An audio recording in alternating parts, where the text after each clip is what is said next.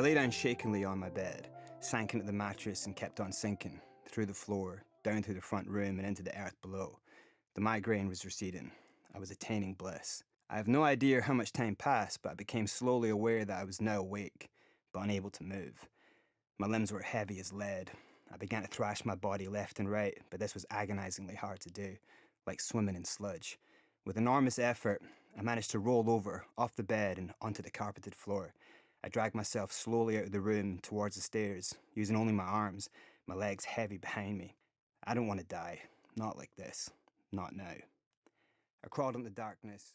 So Gav, the opening quote of the book, the way that you started the book, why did you choose to go with such a dark moment?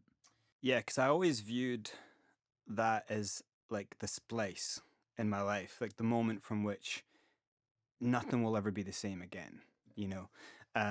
But also there's a kind of circular storytelling element of it where you start here and then you go backwards and then you take this long journey round. So at some point there's an anticipatory feeling like we're going to get back there. And so it's all about where does that drop later in the book. And then when you arrive there, you're kind of going, well, where do we go from here? Because this is like the lowest moment, right? So there's a kind of, there's the artistic side of it. But also this is like a journey of like self-discovery, you know, rather than just a journey through the music industry or this guy just wants to do this stuff and get famous or whatever.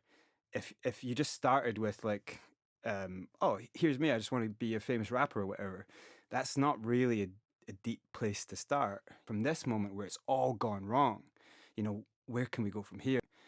We can go forward. You know? How you supposed to build when you're always so